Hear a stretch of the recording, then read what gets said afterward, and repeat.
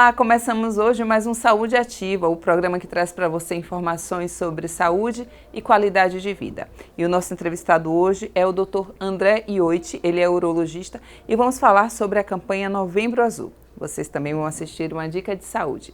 Fiquem conosco. Dr. André, seja bem-vindo ao nosso Saúde Ativa. Muito obrigado, uma satisfação muito grande poder estar aqui falando dessa campanha muito importante no nosso calendário, principalmente a gente urologista. É verdade, mas antes de falarmos sobre o Novembro Azul, eu vou esclarecer uma dúvida aqui que muitas pessoas com certeza também ficam. A gente associa muito o urologista ao médico que trata a saúde do homem, mas as mulheres também podem visitar. Em que casos elas teriam que ir ao urologista, doutor? O urologista realmente é associado, à questão da saúde do homem, porque ele trata dos órgãos sexuais masculinos e dos órgãos urinários também. Então, o aparelho urinário, que é presente tanto nos homens quanto nas mulheres, também é do escopo do tratamento e do cuidado desse urologista. Então, situações como infecções urinárias, pedra no rim, os famosos cálculos renais, tumores do rim e da bexiga, que infelizmente são situações comuns tanto aos homens quanto às mulheres, também fazem parte da nossa área de atuação. É muito interessante isso, porque a gente só pensa que urologista só vai o homem, né, doutor? Mas então vocês, mulheres que nos assistem, caso esteja passando por um desses problemas, a visita a um urologista, é óbvio que geralmente a gente acaba indo, dependendo da dor, para uma emergência e vai ser direcionada, mas sabendo que é o problema específico, você será bem orientada. Mas fala pra gente, doutor, vamos começar pela campanha Novembro Azul. Todos os anos a gente traz, ver clínicas, pessoas, são coisas nas redes sociais. Fala pra gente qual é o objetivo e a importância dessa campanha. O Novembro Azul, fazendo um parêntese, ele veio depois do sucesso que foi a campanha do Outubro Rosa. Então, inicialmente existia o Outubro Rosa e observou-se a necessidade e a importância de incentivar os homens a se cuidarem, em particular a questão do câncer de próstata, que é o segundo tipo de câncer mais comum nos homens. Então, por conta disso, se criou essa ideia do novembro, o Novembro Azul, justamente com esse objetivo.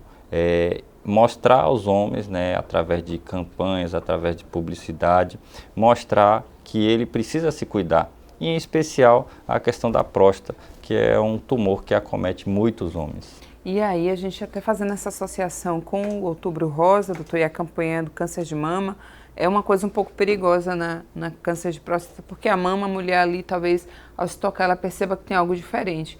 Mas todos dizem que já o câncer de próstata é um câncer silencioso, é isso mesmo? O câncer de próstata, em sua fase inicial, ele infelizmente não produz sintomas, E a gente já tem culturalmente esse homem resistente a ir ao médico, Então, por isso, mais uma vez reforçando a importância dessa campanha justamente para que esse homem se cuide, faça exames regularmente, porque na fase inicial, inclusive no período que a gente deseja fazer o diagnóstico, é quando a gente tem mais chances de tratar e curar esse homem, e o câncer de próstata ele não produz sintomas. Ao passo que, quando os sintomas já estão presentes, o mais provável é que esse câncer já esteja em um estágio mais avançado e a cura nem sempre é possível, sendo apenas realizado o controle da doença para que ele tenha uma certa qualidade de vida. Mas a visita ao urologista, ela deve ser feita desde a adolescência? Existe uma idade em que vocês avaliam que aí o câncer de próstata ele está presente na vida dos homens? Existe idade para isso? Essa sua pergunta foi excelente. Por quê? Da mesma forma que eu fiz o gancho com o Outubro Rosa, a gente tem que seguir os exemplos de vocês mulheres, Olha. Porque um exemplo simples, numa família que tem um casal de adolescentes, por exemplo, na sua família, ao entrar na adolescência, a menina é levada ao ginecologista e o menino para lugar nenhum, A gente sempre fala isso. E essa cultura, a gente trabalha justamente com o objetivo de quebrar essa cultura, quebrar esse paradigma, para que esse adolescente também crie o hábito de ser levado e avaliado pelo urologista. Claro que em cada idade, cada situação, cada condição vai ser avaliado de acordo com a idade dessa pessoa, né? Na adolescência, alguns problemas comuns nessa fase vão ser avaliados como varicocele, câncer de testículo, orientação de iniciação sexual, a questão da prevenção da gestação, né, que o menino, o adolescente também tem importância nisso, então a prevenção de infecções sexualmente transmissíveis. Então tudo isso é introduzido, né, orientado esse jovem que vai ao urologista. Na fase adulta, outros problemas vão surgindo, né, e também a gente vai fazendo essa orientação, ao passo que esse homem que faz o acompanhamento urológico desde jovem, ou aqueles que não fazem o acompanhamento desde jovem, quando chega por volta dos 50 anos, a gente passa a dar uma atenção à próstata, porque é nessa fase da vida que as doenças da próstata começam a surgir, né? Câncer de próstata, prostatite, que é a infecção da próstata, hiperplasia benigna da próstata. Então, cada fase, né, existe uma situação mais frequente que é avaliado por esse urologista. Entendi. Doutor, é possível câncer de próstata ter início na próstata e se alastrar? E o contrário também, eu não ouço casos de pessoas que começaram com câncer em uma outra região do corpo e foi para a próstata. Como é que funciona? Exato. Todo câncer, né, ele tem uma particularidade que é a condição de metástase, né? Então, um tumor que se inicia num órgão e ele se espalha por algumas partes do corpo, né? Os cânceres, eles têm predileção, ou seja, focos comuns habituais de metástase. Por exemplo, câncer de intestino, habitualmente um dos principais focos de metástase é o fígado, né? No caso da próstata, não existe cânceres que vão fazer metástase na próstata. Geralmente, o câncer de próstata, quando ele se metastatiza, ou seja, se espalha para algum outro órgão, os órgãos acometidos são principalmente os ossos, né? Então, existe pacientes que estão com câncer avançado, que ele tem problema de dor óssea ou dor lombar, né? Já chegou em algumas situações daqueles homens que não fazem avaliação periódica e quando vão fazer uma avaliação de dor lombar com ortopedista, por exemplo, e ele passa a ter uma suspeita de câncer de próstata. Claro que cada vez essa condição é menos frequente, mas a gente tem pacientes que acompanham quando já tem o diagnóstico dessa doença já nessa fase avançada, já com metástase, dor óssea, dor lombar, por exemplo, subsequente, né, a uma metástase da próstata. E doutor, para descobrir, detectar essa doença é através do exame de toque, que realmente a gente observa que todas as especialidades que a gente entrevista, que todos os médicos, a maioria deles falam que é uma dificuldade dos homens visitarem o médico, é fato. E aí muitos têm receio desse exame de toque, né, que é super simples, rápido. É através desse exame que vocês detectam se a pessoa está ou não com a doença? Existem muitos mitos, né, referente tanto à consulta com o urologista, assim como a questão desse exame, né, do exame de toque. Basicamente, o paciente que vai ao urologista, ele é avaliado de forma geral, né?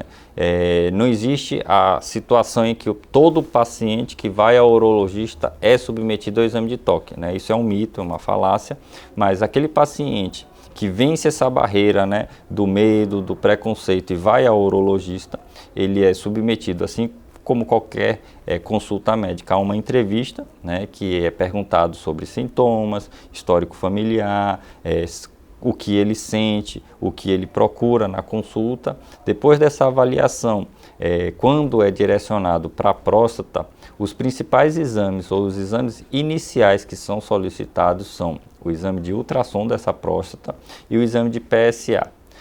Somando as informações dessas três condições, PSA, ultrassom e a história do paciente, é que alguns pacientes, né, têm a indicação de fazer o exame de toque. A partir daí, claro, esse paciente é orientado de como esse exame é feito, de que esse exame ele não vai interferir na sua integridade física, não vai machucá-lo, não vai tirar a virilidade ou a masculinidade dele. E claro, depois dessa orientação, dessa explicação, é realizado o exame, um exame rápido, simples, que é feito no próprio consultório. A partir da soma dessas informações, quando é suspeitado, aí a gente ainda segue com outros exames na busca, né, ou na confirmação de um eventual tumor nessa próstata. Doutor, fatores de risco. E aí eu vejo o senhor falando, eu também tenho casos na família, e aí sempre dizem assim, inclusive outros tipos de câncer. Se já tem alguém com caso, a busca deve ser mais frequente. Para além disso, para além de casos na família, se há em relação ao câncer de próstata, existem coisas que os homens fazem no seu dia a dia que também podem contribuir para que futuramente ele tenha a doença? O câncer de próstata está intimamente ligado ao processo de envelhecimento desse homem, né? Então, ao longo da vida, com o amadurecimento desse homem, ele está, infelizmente, sujeito ao maior risco de câncer de próstata. Um outro fator que contribui muito realmente é o histórico familiar. Então, pacientes que têm parentes, né, tios, primos, irmãos, pais, com esse diagnóstico, ele tem um risco maior de desenvolver a doença, então ele tem que estar mais atento. Hoje, a gente sinaliza a importância da qualidade de vida, do sedentarismo e da alimentação como fator de risco para vários tipos de cânceres. E hoje existe uma tendência, né, de citar esses dois fatores, o sedentarismo e a má alimentação, como fator de risco também que possa contribuir para o surgimento de doenças na próstata. Entendi. Então, sendo no caso de homens mais velhos e o senhor, dos seus anos de estudo e atendimentos, o senhor acabou falando da busca desde cedo, sim, do urologista para tratar outros problemas, mas talvez a partir dos 50 anos a questão do câncer de próstata. Mas já ocorreram, doutor, casos de mais jovens, não sei, talvez na casa dos 20, dos 30, pelos estudos ou atendimentos, disso acontecer também, de ter o câncer? O paciente mais jovem que eu tratei em relação ao câncer de próstata, ele tinha 39 anos. Né? Não é uma condição comum, né? Então, basicamente, os pacientes, a recomendação que a gente tem é que, a partir dos 50 anos, a população geral, de modo geral, procure o urologista para fazer a avaliação da próstata. Aqueles que têm conhecimento, né, dos fatores de risco, principalmente familiar, a partir dos 45 anos e em qualquer idade. Quando o paciente tem alguma queixa urinária ou da parte sexual, ele também deve procurar o urologista justamente para fazer a avaliação, né? Então, alguns pacientes chegam ao nosso consultório com alguma queixa específica, né, urinária ou da parte sexual, mesmo jovem, né, abaixo dos 50 anos, muitas vezes a gente acaba tendo que fazer a avaliação da próstata para excluir, né, uma possível doença nesse órgão. E eu ia te fazer justamente essa pergunta sobre sintomas, porque, claro, se é um paciente que tem frequentemente, ele faz essa visita, possivelmente vai descobrir no estágio inicial. Mas aquele que não visita, geralmente, quais são os sintomas que ele tem, que diz que tem algo errado? Seria, talvez, assim, esse problema de infecções ou sexualmente falando, como é? A gente acompanha muitos pacientes que regularmente vão ao urologista e uma queixa deles quando tem o diagnóstico do câncer de próstata, a pergunta que eles fazem é: mas doutor, por que eu tenho câncer de próstata se eu sempre fiz os exames? É importante citar que o objetivo da realização dos exames é justamente a identificação da doença em sua fase inicial, no estágio precoce, quando a gente tem mais chance de cura e realmente quando os pacientes não têm sintomas, né? Porém, aqueles pacientes que têm queixas urinárias, como por exemplo, vontade de urinar com uma frequência maior, tem vontade de urinar, mas quando vai ao banheiro ele não consegue eliminar a urina de forma tão fácil, o jato é mais fraco, tem a sensação de que sobrou urina na bexiga, ele acorda de noite para fazer xixi mais do que o habitual, né? Então, esses sintomas urinários, o gotejamento, né, depois que ele termina de urinar, ainda fica pingando a urina, são os sintomas mais comuns. Da parte sexual, a questão da própria disfunção erétil, a dificuldade de manter a ereção, a presença de sangue no sêmen, no esperma, também são sinais de alerta para esse homem.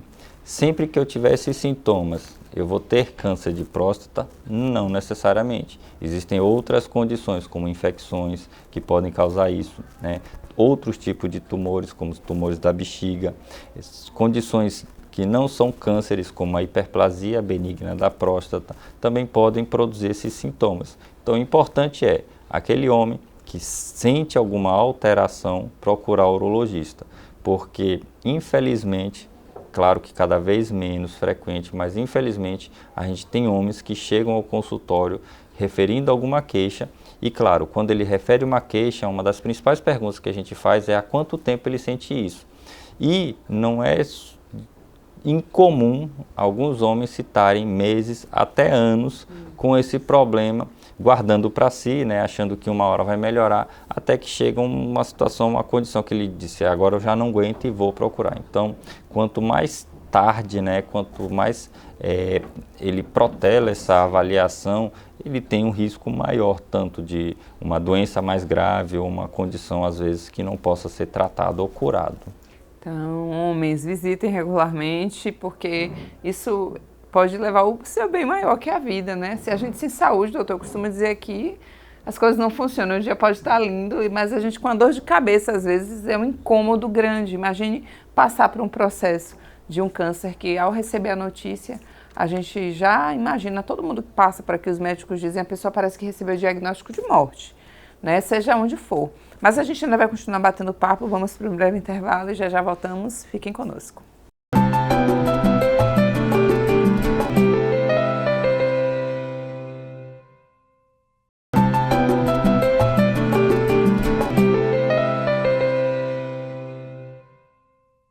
Estamos de volta com o Saúde Ativa. O nosso bate-papo hoje é com o urologista Dr. André Iotti. Estamos falando sobre a campanha Novembro Azul. Se você perdeu o primeiro bloco, não tem problema algum.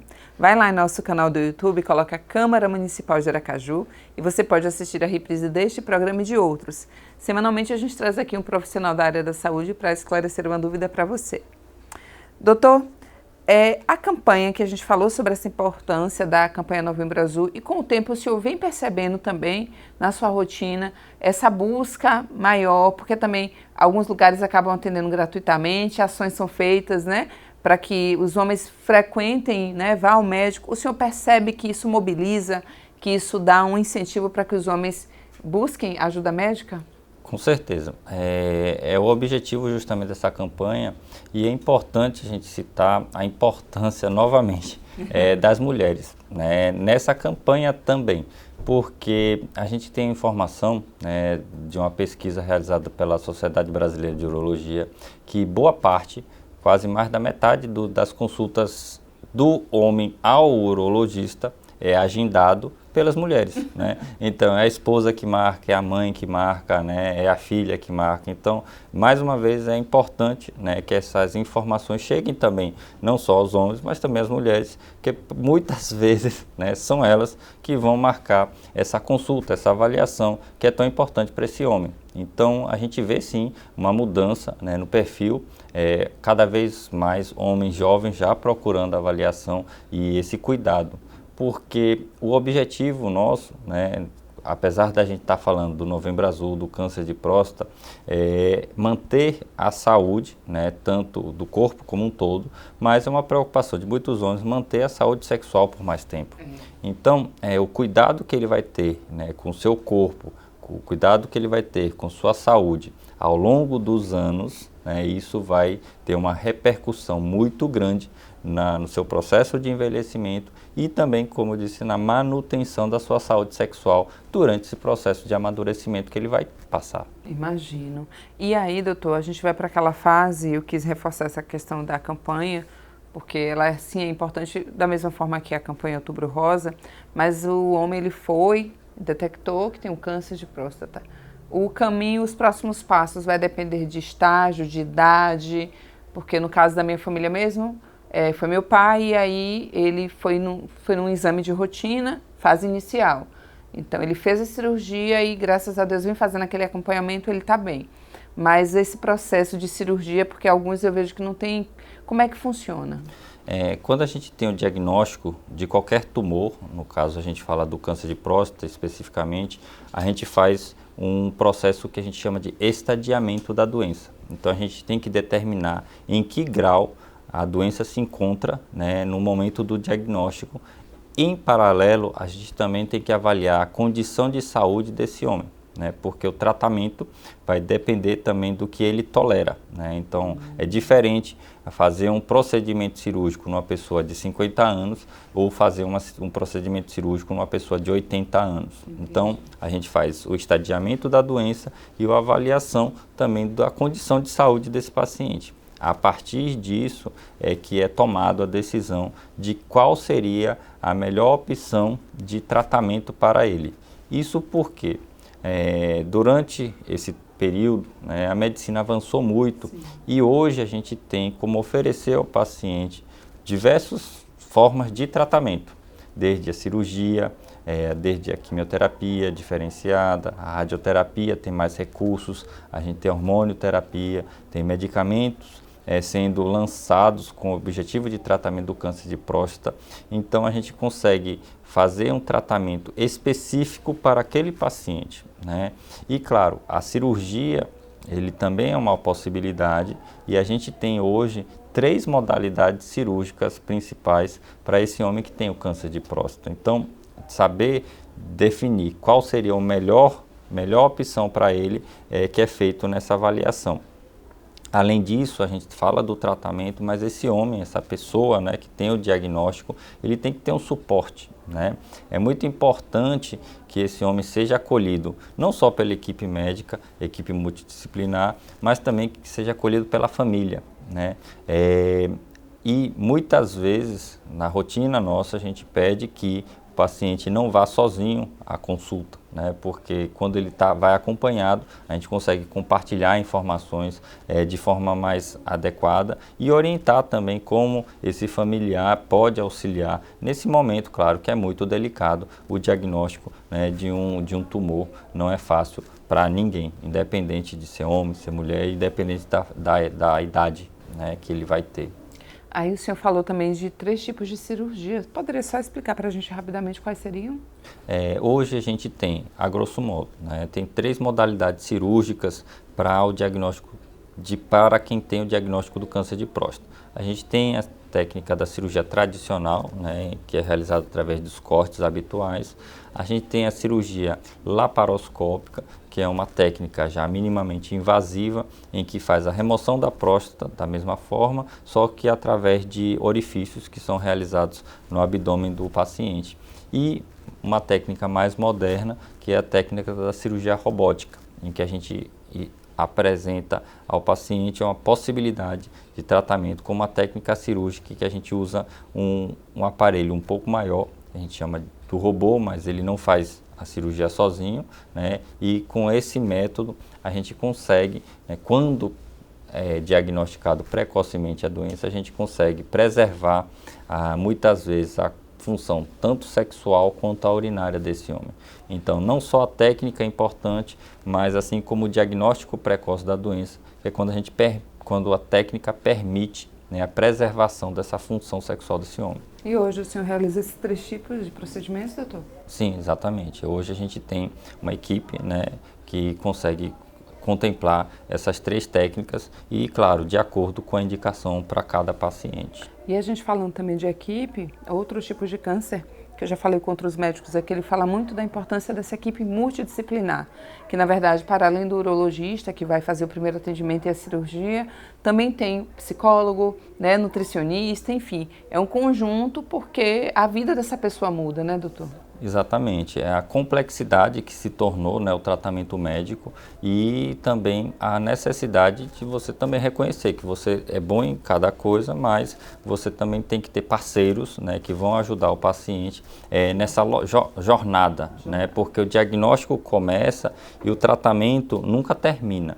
Mesmo que ele faça cirurgia, a doença seja removida, esse paciente vai precisar de um acompanhamento regular para o resto da vida. Então é uma jornada que se inicia a partir do diagnóstico. E para isso, claro, a gente precisa ter uma equipe, né, como oncologistas, muitas vezes fisioterapeutas também são necessários, nutricionistas, psicólogos, para justamente acolher esse paciente da melhor forma possível, né? Porque, como eu disse, não é fácil ter o diagnóstico e, é claro, a pessoa se abala, as incertezas em relação ao futuro, questionamentos, perguntas, dúvidas, né? Então, o medo que esse diagnóstico causa. Então, tudo isso também tem que ser, vamos dizer, acolhido, não só pela família, não só pelo paciente, mas pela equipe que assiste esse paciente. Doutor, a gente agora só vai dar uma pausa, vamos assistir uma dica de saúde e já já voltamos.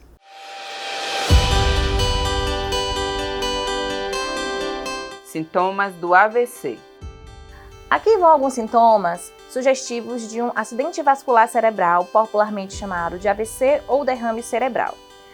Esse sintoma acontece de maneira súbita, então pode ser uma fraqueza de um lado inteiro do corpo, dificuldade para falar, dificuldade para movimentar algum membro, formigamentos, dificuldade para ficar em pé e que acontece de maneira súbita, principalmente naquelas pessoas que têm pressão alta, diabetes e alteração de colesterol.